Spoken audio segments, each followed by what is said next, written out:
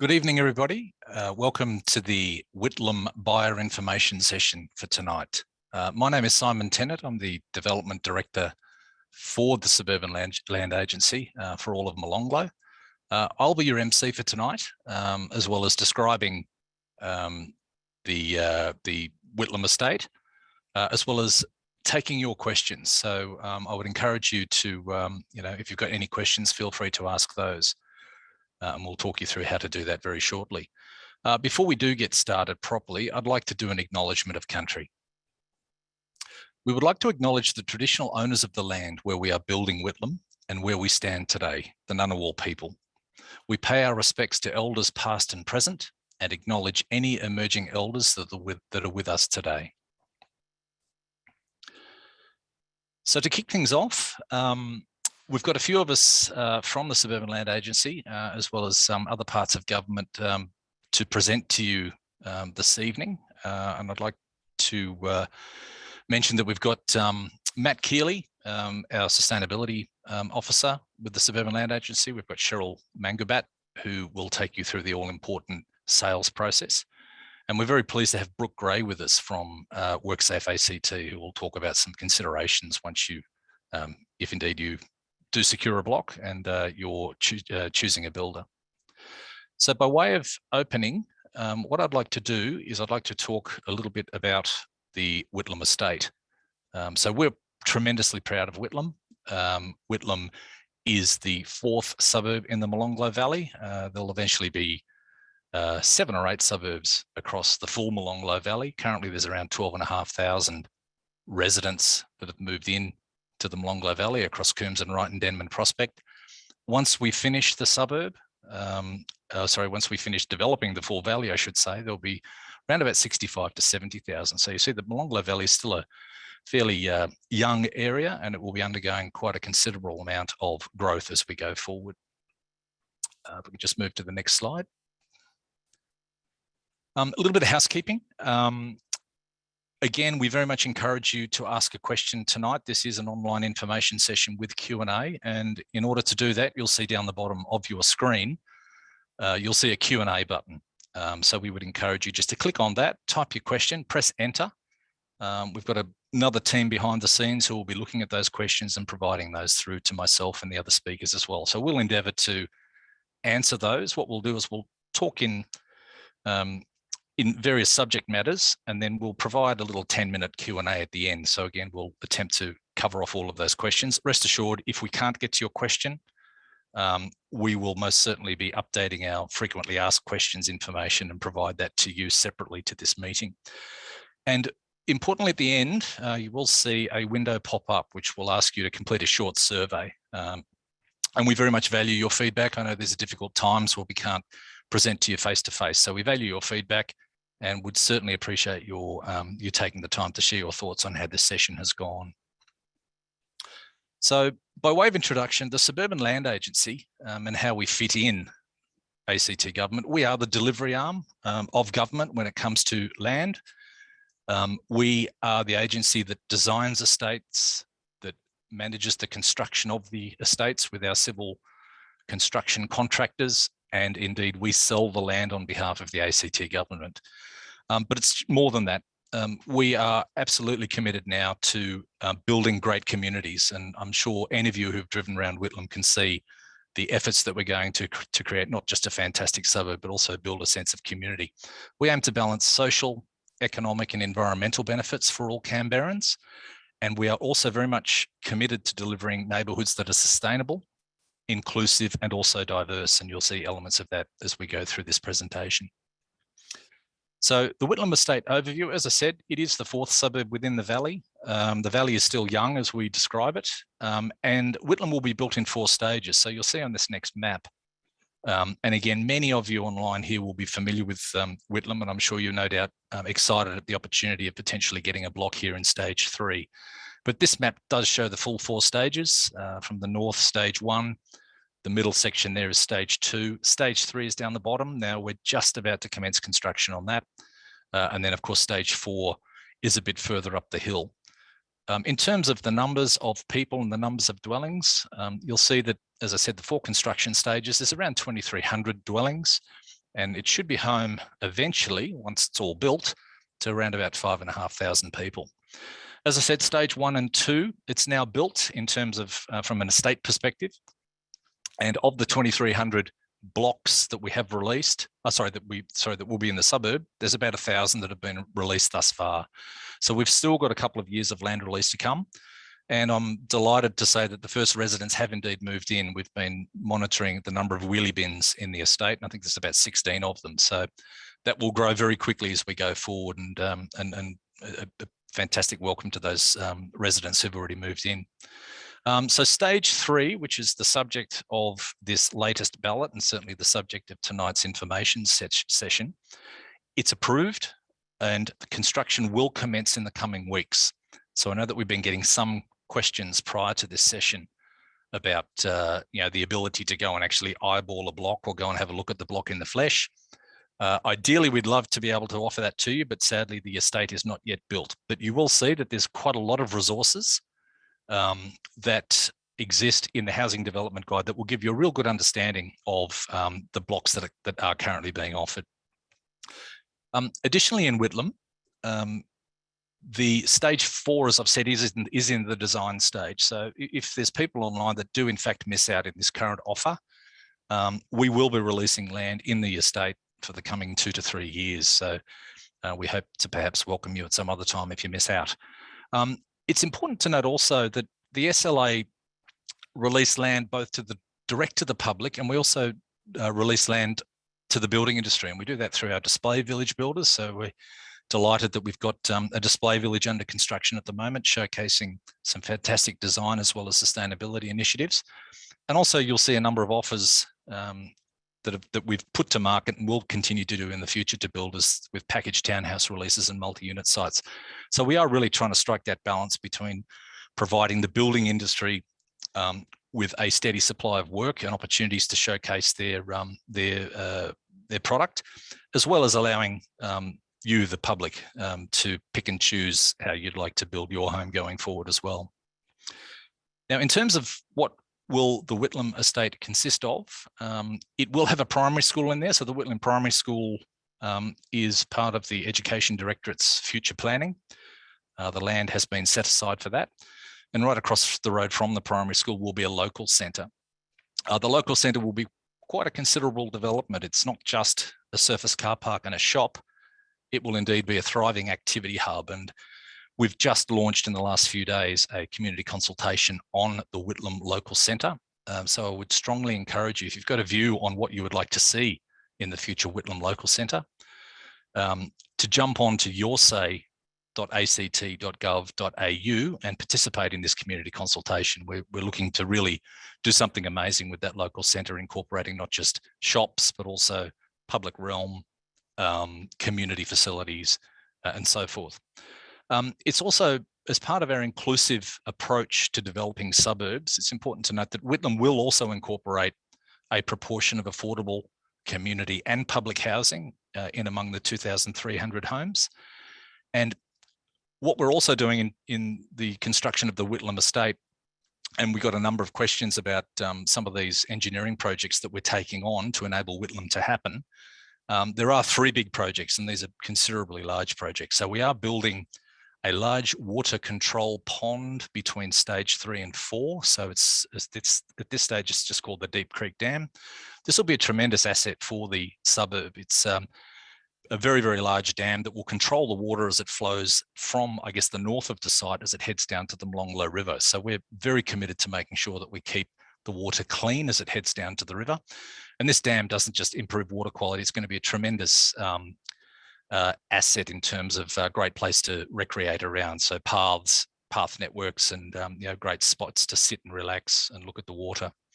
Another question that we got prior to this session was around the power lines, and they are quite a stark feature of the landscape at the moment in Whitlam, and indeed they run right over the top of stage 3. I'm pleased to advise that we made the commitment a number of years ago that we would underground those power lines, and we've only just in the last couple of months started that work.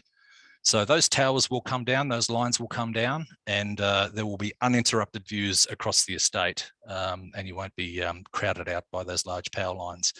You'll see that that has actually really dictated about how we've gone about releasing this next 101 lots. You'll see that they're kind of spread out a little bit. That's just allow us the opportunity to get those power lines down in the near future. And the third one, just at the bottom of Whitlam, is the upgrades to the Molonglo Valley sewer. So a real commitment to make sure that it's a great place to live and there's no impacts on any of the residents from some of these things. The other thing that's certainly worth mentioning, and again, this was part of those questions that we got, was just about the road network. So I think anyone who's familiar with Whitlam asks a few basic questions, and one of those is always, when is the bridge coming? So that's the John Gorton Drive bridge over the Molonglo River at Coppins Crossing. I think some of you might be aware that with the many rain events that we've had, quite simply, that bridge is, that low level crossing, I should say, is just not up to it. So it's very, very inconvenient to have that closing so often. I'm happy to advise this project's been on the cards for some time. Some of you may have seen it announced. That's still on track, 2024, late 2024 delivery of that particular bridge. So that will really open up the valley and provide great access from north to south. There's also the duplication of William Hobble Drive above Whitlam, and on this map here you can see it to the north. So we're working with TCCS on that as well. Now, what I wanted to cover also before we start to talk about some more details about energy rebates in the sales process is that, as beautiful as Whitlam is, and it's really a stunning suburb, and it's stunning for one reason, and that is of the topography and also the location to the adjacent nature reserves. So what you'll see in stage 3, which on this particular diagram, it's slightly rotated, I think, to the west here. Stage 3 is down the bottom. Cheryl will talk in a little bit more detail about which particular blocks are being brought to market as part of this particular ballot. But as you would understand, it's called Molonglo Valley for a reason, and that is that the land does slope down towards the river. So there's some quite good opportunities in terms of interesting built form and really incorporating and working with the slopes that we've had to work with this estate. Just on the adjacent areas, Whitlam again is blessed. There's not many suburbs that are surrounded on 3 sides by areas that will never be built on. So to the north, we've got the Mount Painter Reserve. To the west, we have the Karma Nature Reserve. And to the south, as you can see on this diagram here, we've got the Molonglo River. And there's been a considerable investment by Parks and Conservation to create a nice recreation area at the bottom of Whitlam. So again, we've been working closely with them, and we're very excited about what that will mean for Whitlam residents going forward. So on to some of the details. And again, this presentation today has really been dictated by some of the questions that we have been getting. So again, thank you for sending those through in advance. There's quite a number of questions about developing on your block. What can I build? How will I know how steep my block is, et cetera, what caveats, conditions, et cetera, exist if I land a block and I start building. All of that is contained within the Housing Development Guide for Whitlam Stage 3. This is live on our website at the moment, and that can be downloaded from that particular address right there. So I would encourage you strongly to really immerse yourself in this document so you know exactly what you can and can't do when it comes to building a home. You'll see in the document that the guide covers quite a lot of things, everything from the bonds that we take as part of your construction to make sure that we keep the estate in good, presentable condition, right through to details about the home energy package, which Matt will talk more about in a little moment. Gas, solid fuel heating, so some of these ACT-wide policies as they impact home building. Acoustic protection, so noise affected blocks and so forth, courtyard walls, setbacks, cut and fill, et cetera, et cetera. So once again, I cannot understate the importance of this particular document in terms of understanding what your block might look like. Some of the questions that we did get also with regards to the topography and the slope related to, how will I know how sloping my block might be, or the blocks that are on offer might be. Well, that particular housing development guide that I've just mentioned does contain what's called a block details plan. And that block details plan lists all 101 blocks that we're currently offering under this ballot. And it provides the crucial detail of the block dimensions, so how wide it is at the front, how deep it is, the location of the driveway, which is a very important consideration, and also what's called the contours. So just to help you out here, because of the number of questions that we got on it, I've just plucked this out of one of the plans just to illustrate what contours are and how to read them. Very straightforward. So these wavy lines as they go across left to right indicate changes in what's called height, and you can see that they're labeled as well. So these contours will help you determine the steepness of the block, and it will also importantly help you determine the direction in which the block slopes, whether it rises or falls from front to back or side to side. In the example that I've got there, I've chosen 4 blocks. You can see if we look right to the top there, the wavy line that's got the number 553 on it, that's 553 meters above sea level. And as you go down the page, you can see that the number down the bottom is 545. What that is that's the difference in height across that full section there of 4 blocks. If we look at some of those blocks in the middle, the way you read those lines shows that each of those particular blocks there have a fall from side to side of around 2.5 to 3 meters.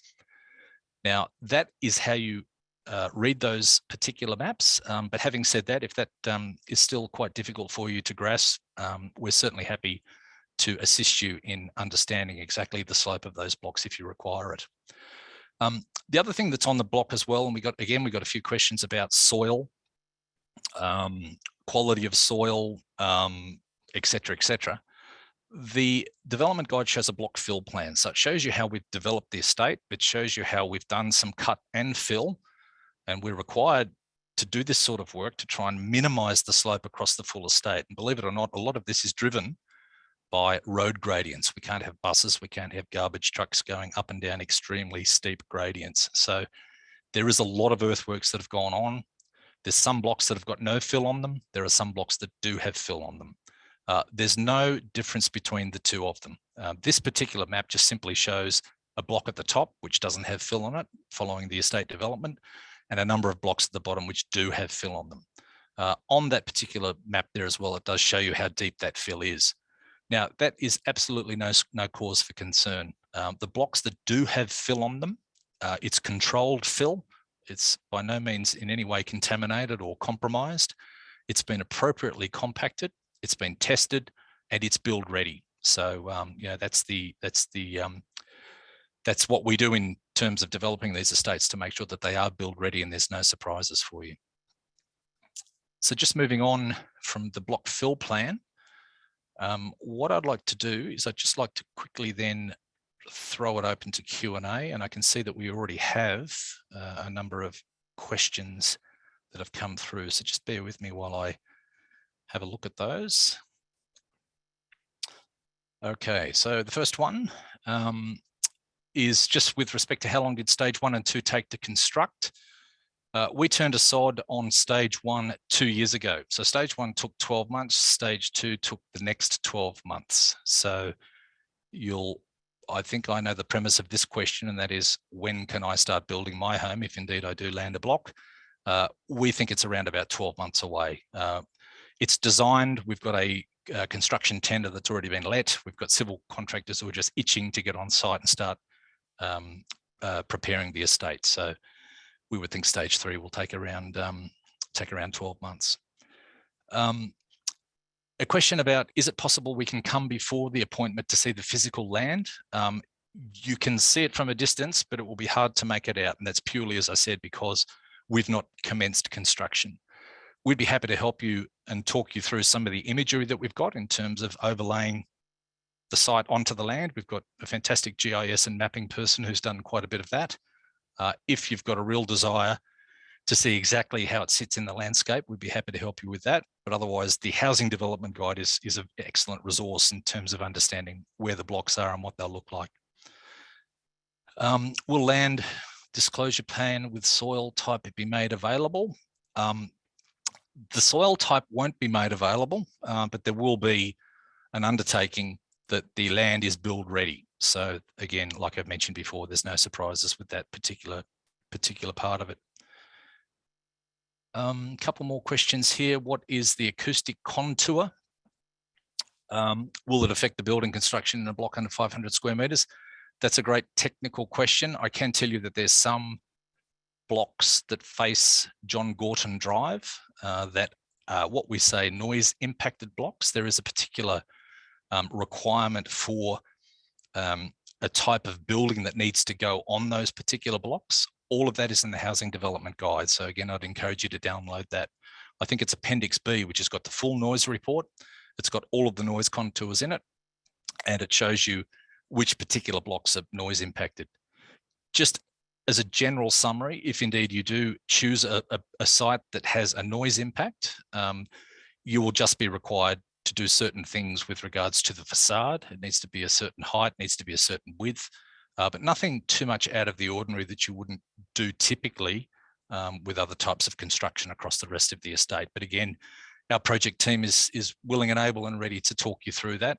We've burnt many hours navigating that particular requirement for the estate, so we'd be happy to share that with you. There's a question here, which is any information on what will be on the other side of John Gorton Drive to the eastern side? I know exactly what's going there. At the moment, it's called Molonglo 3 Suburb 2, so it doesn't actually have a real name yet, but that will be the next suburb, so that will be just on the other side. That task at the moment is with the Planning Directorate. They are doing their final planning on that particular suburb, and SLA are very keen to start construction on that as soon as we possibly can, or I should say start design on that and then construction. So I think from memory, that's pushed into the 3rd or 4th year of the current indicative land release program. So there will be another suburb across the road. There's another question here, which actually relates to settlement. So look, what I might do is I might just park that one for now, because again, Cheryl will talk in great detail about the sales process when I introduce her particular section. What is the build ratio for a block under 500 square meters and over 500 square meters?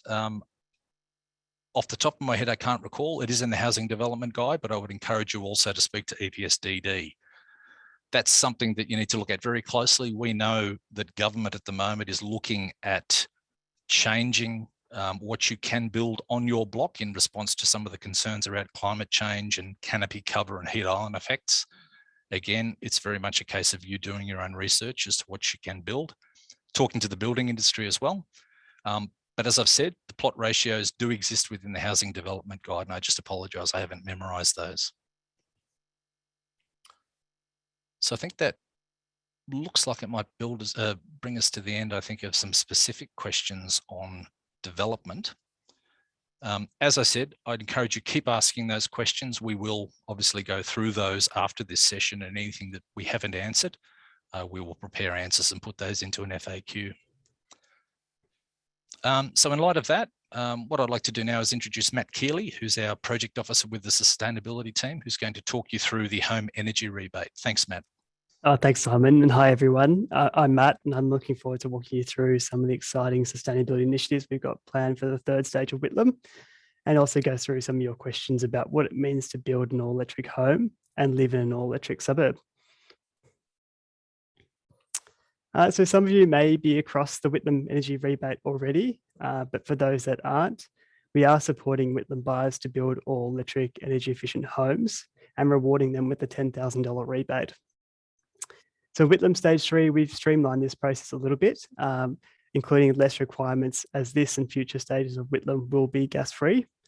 As a high-level summary, the Whitlam energy rebate for stages 3 and 4 will include only 5 requirements, which is down from 8 from the previous stages, but will carry the same amount of financial support.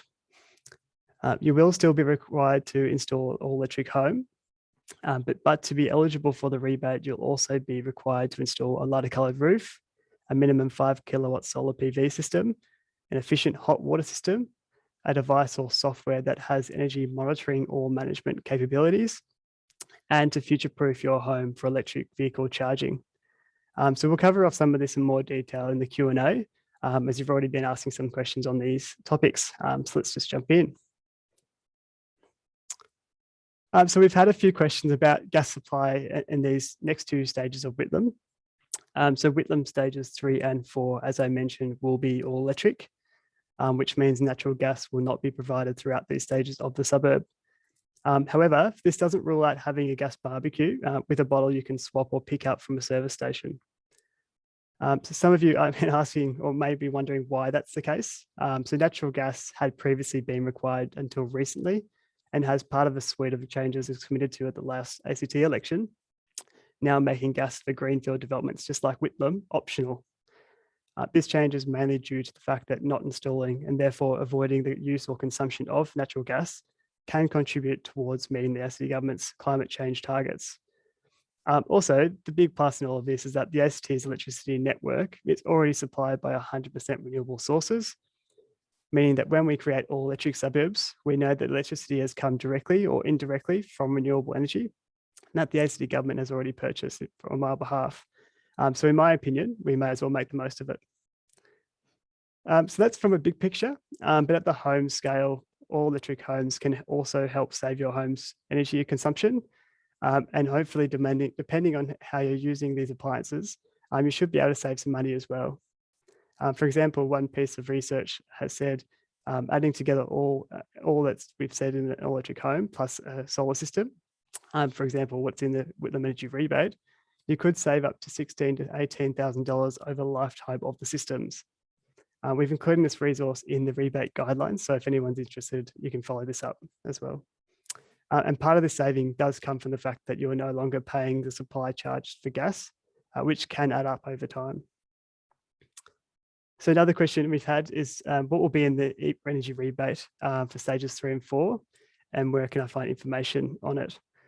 So in terms of what will be in the energy rebate for this and future stages of Whitlam, as I briefly mentioned before, we have designed the guidelines in a way that steps you through this process of building an all-electric home. We've listed most of the technologies and appliances you will need as a baseline, without your washing machine or TV, as these tend to be personal preference.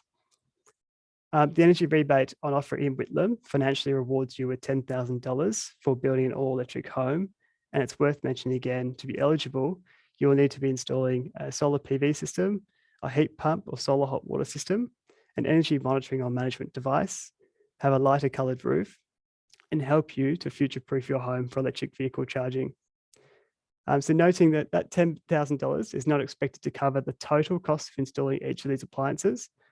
However, it will cover a significant portion of it. And there also might be other incentives provided by government or elsewhere that could be applicable depending on the appliance technology and when you might be able to get around to the installation. And we definitely encourage you to make the most of what's on offer at the time. And in terms of finding out information about the rebate, the guidelines will be made available shortly, but there won't be any surprises. As a general guide, if you follow the Whitlam Energy Rebate guidelines for stages 1 and 2, currently available on our website, then you're likely to be eligible for the rebate for stages 3 and 4. They'll expect some minor changes, but we'll get this to you soon, well before you start to build your new home. Another important point worth mentioning is about eligibility for the rebate. So the energy rebate is voluntary, and you'll have to meet a few criteria to be eligible. For example, you will need to have bought land directly from us, the SLA, or be an eligible first transferee. And you will have to submit your energy rebate application to the SLA within 30 months after settlement or 6 months after your certificate of occupancy. We'll assess all the information you provided and make an assessment. And if you're successful, you will be transferred that $10,000 to your nominated bank account. We'll also, in the process of streamlining the application process by making everything through a smart form soon to be accessed on the SLA website, which will tell you what information you need to provide and what might be missing in order to apply for the rebate. So the last question on this one before we get stuck into your live Q&A. So does Whitlam require double glazed windows and high energy ratings throughout the suburb? So the answer to this one, it's great. It's really great that you're thinking about these types of things already. The answer to that is no. We do not have any specific requirements for double glazing or higher energy ratings above the planning codes in Whitlam. However, these are great things to plan for that will save you heaps of money in heating and cooling your home, especially in a hotter climate. And in fact, reducing your glazing in suboptimal orientations like facing south, for example, can help to increase your energy rating and, more importantly, your home's thermal comfort. So also worth mentioning, you may or may not be aware that there are current changes to the National Construction Code, which are expected to come into effect towards the end of this year. So the National Construction Code is the minimum compliance for all buildings in Australia. There are currently draft changes for 2022 underway that are very likely to include an increase to the minimum household energy rating, or NATERS, as well as the way household appliances are included into that calculation. So currently the minimum compliance for NATERS ratings in Canberra is 6 stars, with the new version expected to increase to 7 stars. And it's very likely that if we are required to meet 7 stars, we may have to include features like double glazing or less glazing into the future. So if you want to find out more information about what a 7-star NATERS will mean for your home, I'd recommend searching a website called Your Home. It's a federal government website, has a whole host of information, some readily made house plans designed to the Canberra climate that will be designed to meet that 7-star requirement, as well as some really general steps about stepping you through that home design or building process. So that's it for those questions. Simon, I think we'll have some Q&A after this. Sorry, the magic mute button. Yes, we do, Matt. We've got a couple of questions that have come in. So first one is, can I install a gas bottle? Yeah, very good question. I guess if you define it where you're installing the gas bottle, you're more than welcome to install a gas bottle outside your home and connect to a gas barbecue. However, if you're intending to install a gas bottle and plumb it into your home to, say, power a gas cooktop, for example, I'd thoroughly recommend talking to your builder, because at the moment, gas bottles, installing a gas bottle to your home is not currently protected by consumer protections, as is the gas network or electricity network in the ACT. So I thoroughly recommend talking to your builder on that one. All right, Matt, the next one is just about the roof colour. So how do I know what roof colour will qualify for the rebate? Yep, another good question. So for the energy rebate, we're requiring roof colours of less than 0.5 solar absorptance. To work out what this figure is, you can just go into your roof manufacturer's website. They should have a product specifications page or PDF or something attachment. It should have the solar absorptance number in there. If it doesn't, it might have the solar reflectance number, which is just the inverse of the solar absorptance figure. So for a solar absorptance of 0.3, for example, your solar reflectance might be 0.7. Just make sure that you're looking at the right number in this case. And Matt, looks like we've got one last one, which is just about how do we get the rebate? What proof do we need to provide? Will someone come inside the home? Yeah, I can guarantee no one will come inside your home. However, you will need to provide quite significant evidence. And this typically, this evidence is typically something along the lines of proof of installation or proof of purchase with your address.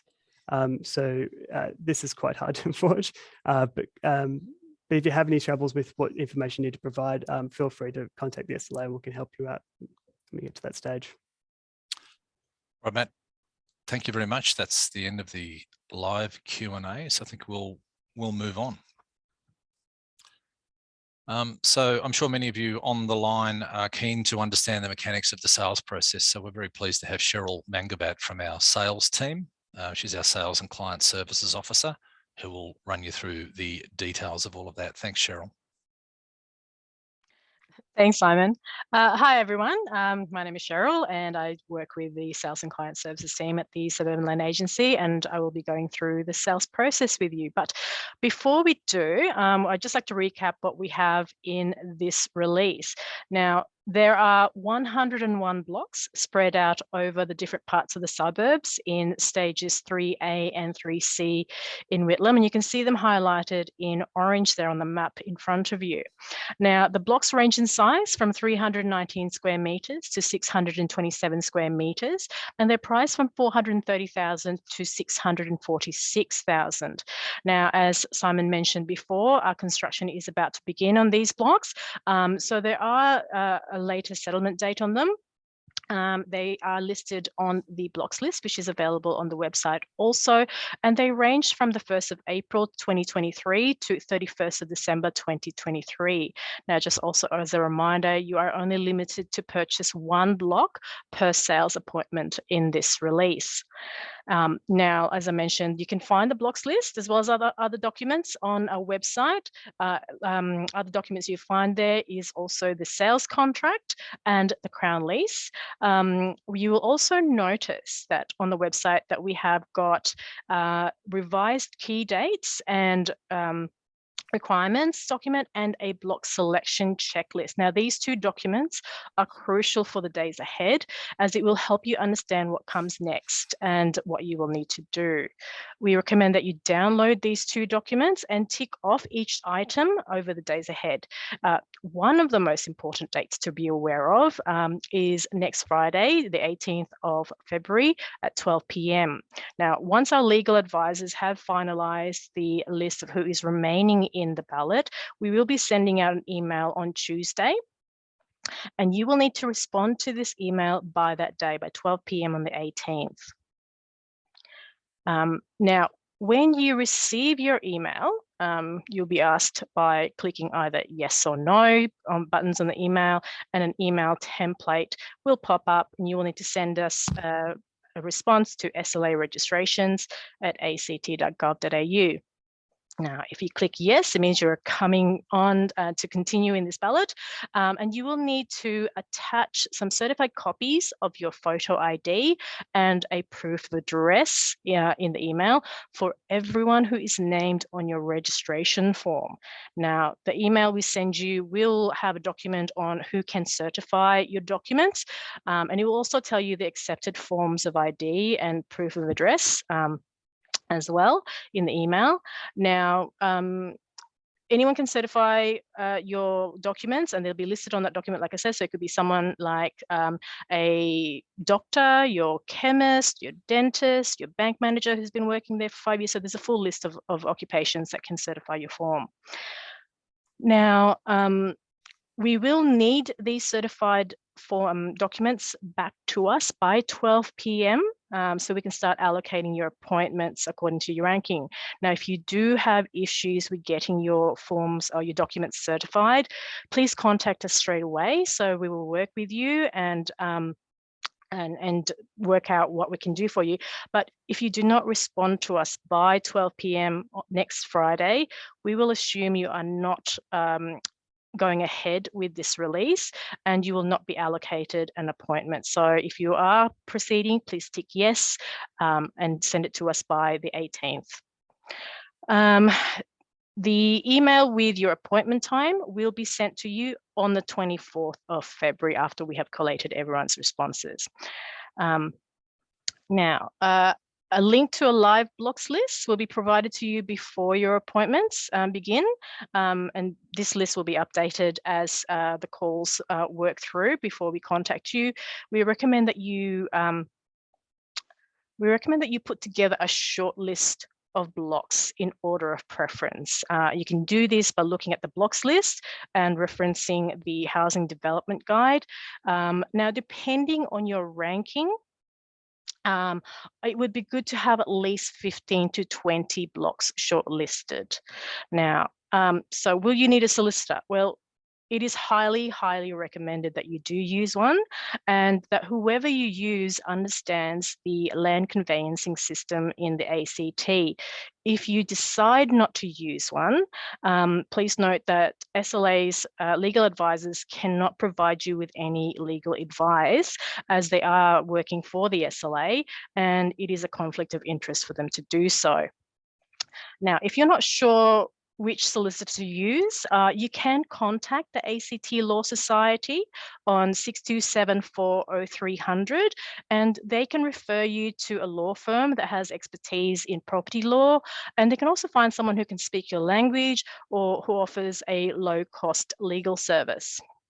Now, if you do have one, we ask that you please have their details on hand when we make your call, so we know, we can note it on the instructions, and we can let our solicitors know who to send the contract to. Now, if you don't think you will be contactable during your appointment, for example, if your workplace doesn't allow you to take personal calls, or if you think you will be in a meeting or a seminar, you can nominate someone to be contacted on your behalf. This person can act as your nominated agent. All you will need to do is send us through a completed buyer appointment of agent form, which is also available on the website, as well as a certified copy of your agent's IDs. Now, we'd like you to send it through to us at least 48 hours before your appointment so that we can be prepared to call your nominated agent. Your agent will need to be available to take our call during your appointment window. Now, what happens during the call? So the appointments will commence on Monday, the 7th of March. They're starting at 9 a.m. with the last window of each day commencing at 3 p.m. Now, everyone will be called according to their ranking order. So for example, we will call rank 1 first. They will choose a block, then we'll call rank 2, and so on and so forth until we sell all of the blocks. Now, when you get your email with your appointment time, please remember that you will have to be available during the full hour. We will make 3 attempts to call you. Now, if you don't pick up at the 3rd attempt, we will send you a text message to call us back within your 1 hour window. If you don't call us back within that 1 hour window, you will not have the chance to buy a block in this release. So please make sure that you contact us straight away. Now, if you are using an agent, we will do the same. We will contact them 3 times. After the 3rd call, we will send a text message to your agent and to you, so you know that we have not been successful in getting through to your agent. Now, what happens during the call? You will have 3 minutes to choose from the list of blocks. Now, if you've entered with another person in your registration form, this person will need to also be on the call. So please let us know if we need to make a conference call if they're not with you when we do call you.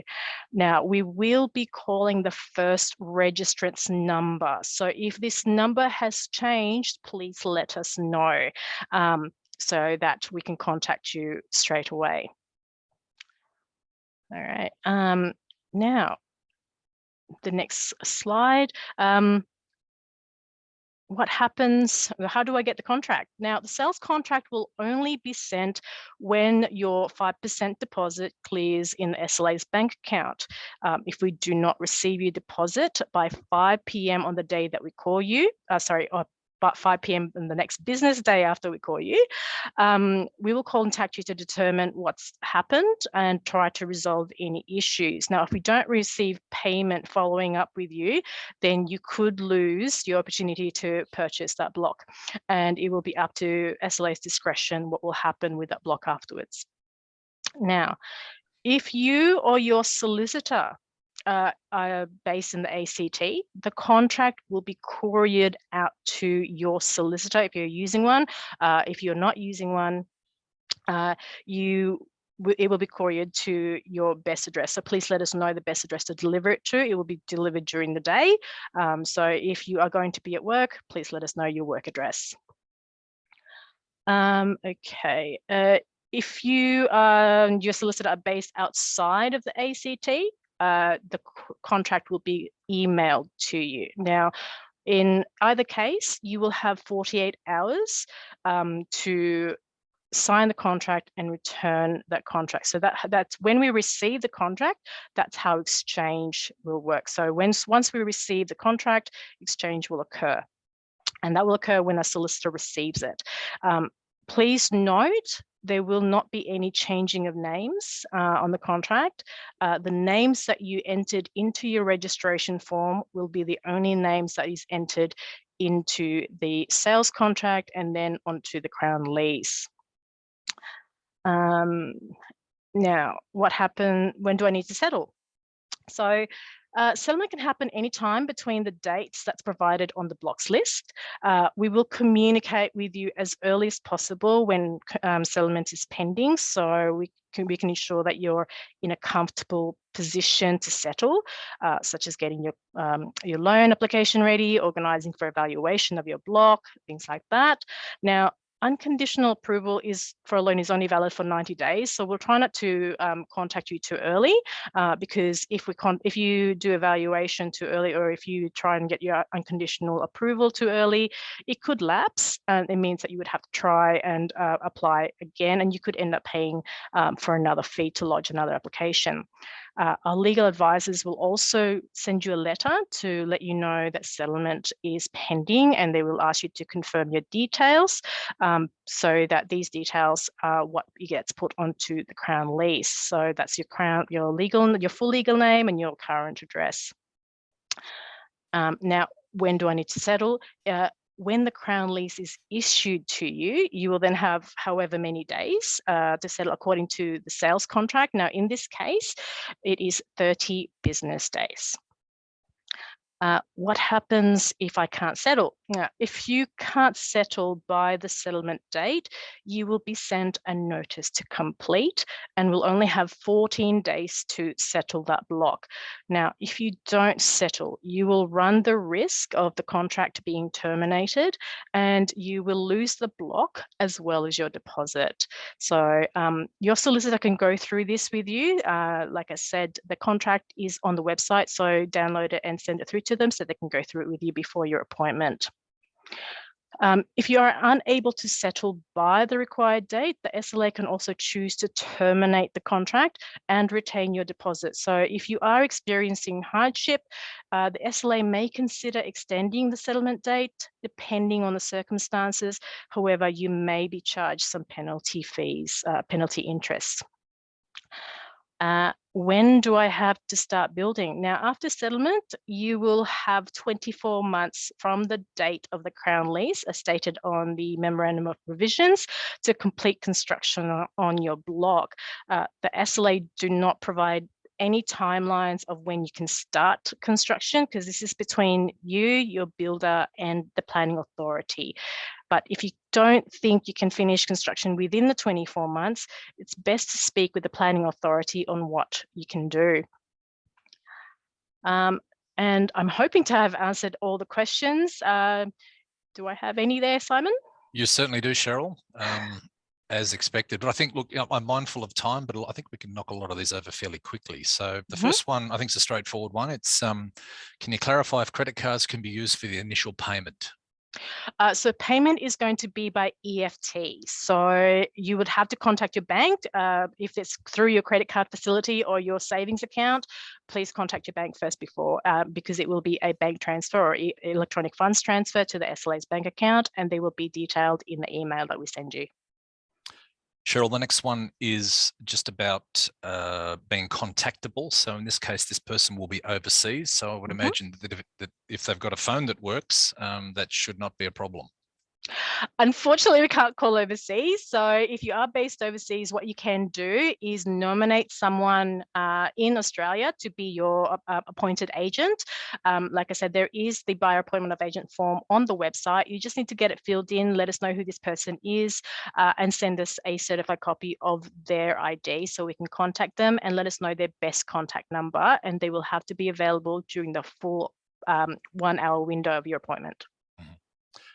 All right, the next one, Cheryl, is about just the ballot ranking list being updated. I think I know the answer to this. So just it says, will it be updated after vetting, et cetera, et cetera? Now, I think the ballot list has already been vetted. I mean, duplicates have been removed. And that's right. Yeah. So it has, the duplicates have been removed. Our solicitors have gone through the related parties.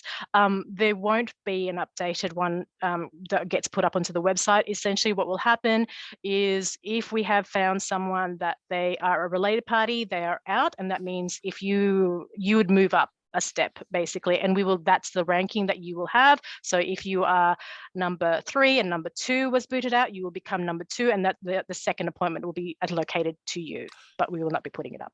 Yeah, that's pretty straightforward. This one here, and I'll just read it. Will multiple money transfers be allowed on the payment? So I assume that means the deposit.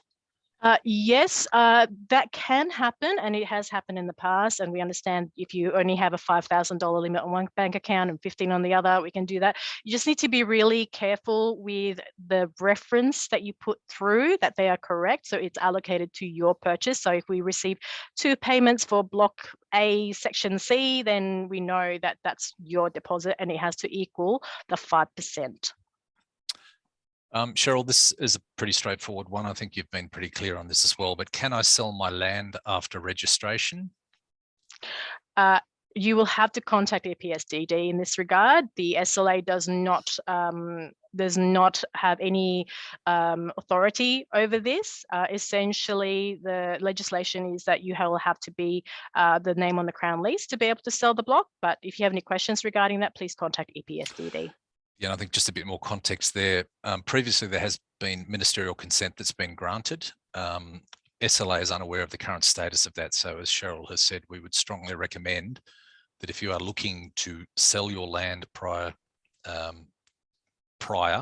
settling, then you need to seek some advice from EPSDD. Yeah. I think this is an easy one as well, Cheryl. Could I sell the house after building on the open market? And I'm just going to say yes. That's right. Once yes. you've settled and built, you know, you are a homeowner and you can happily sell. SLA plays no role, or government plays no role. It's just open market sale. So I think we're okay on that one. What is the longest period you can delay settlement from when it is available? So you will be notified when settlement is called and what the last day is. Now, if you can't settle by that date, you don't let us know that you want an extension, you have 14 days, basically. So the notice to complete is 14 days. If that 14 days lapses, we terminate the contract. So if you are having hardship issues and we know that the banks have been a little bit delayed because of COVID, things like that, please let us know as soon as possible and we will work something with you.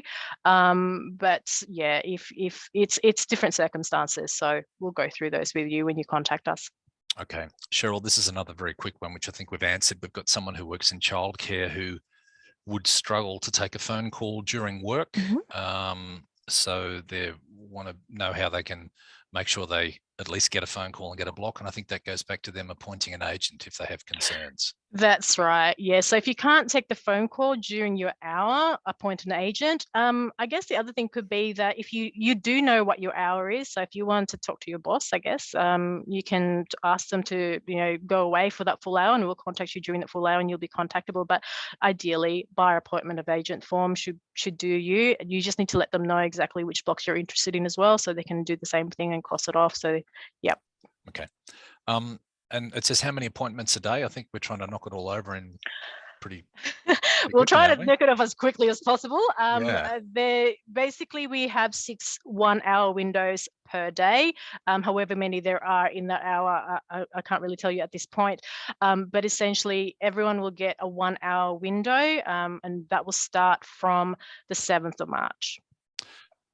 Another easy one, Cheryl, and I think the answer is yes, and that is, will the live list exclude all the blocks that have been sold prior to our appointment? And I think that's the point of the live list, isn't it? That's right, yes. So what will happen is we'll make a phone call.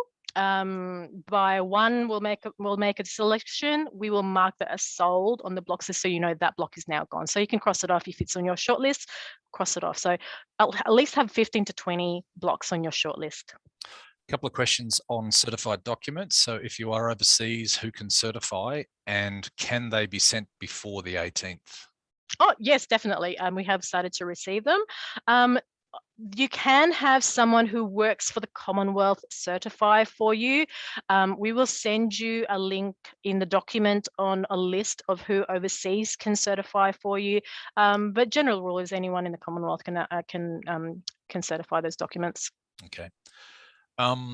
Does SLA accept deposit bonds? I understand we may have done that in the last ballot, Cheryl. We had done that in the past, but I think in this instance we're just focusing on EFT because it is an online platform where we're doing phone calls, and you would have to get that cleared in our bank account the next day from your appointment. So in this case, it'll just be EFT. Okay.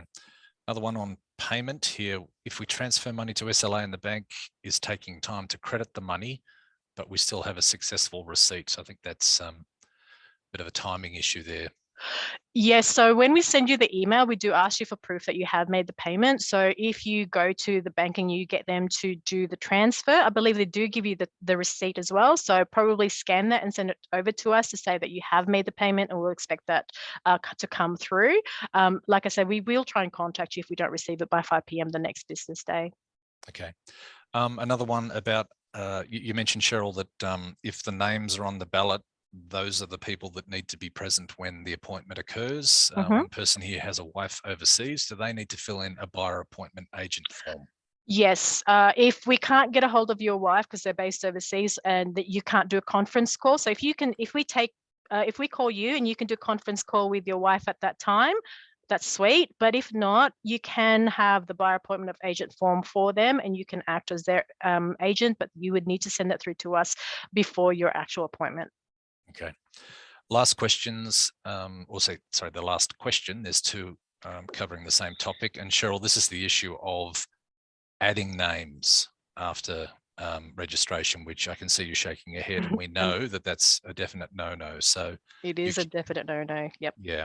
So just to reiterate and be very clear on this, the name that you've entered the ballot with is the only name or names that can be added to the Crown lease. So we get many requests to put friends or family as an additional person.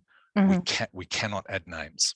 No. So the ballot conditions are very clear in that regard, in that the names are entered in the registration are the only names that will go into the contract.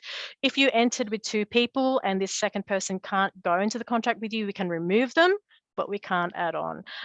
There was a email that went through that with your confirmation, and if you were to change, you could have changed it before the draw.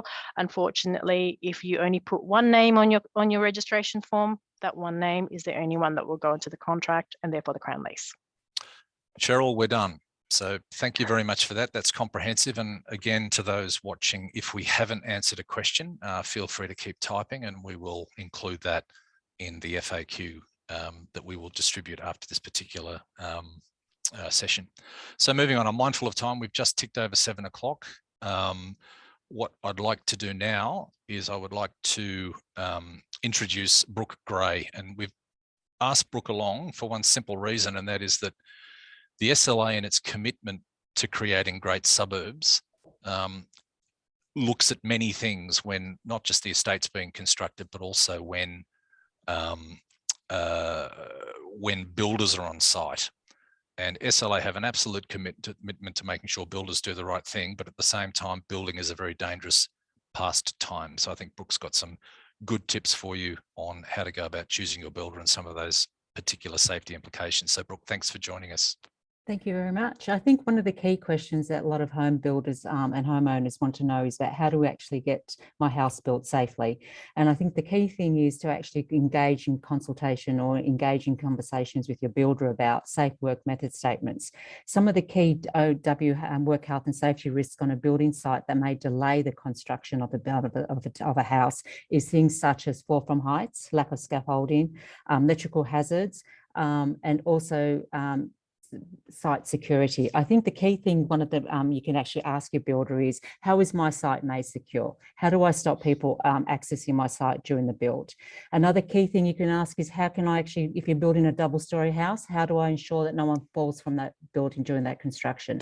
There's a lot of questions that you can ask a builder, and I think engaging with them quite early, we're able to answer a lot of your concerns and questions, anything that may stop.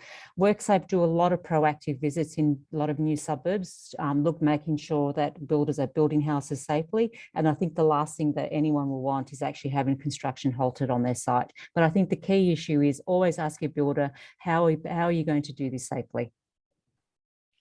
So thank you.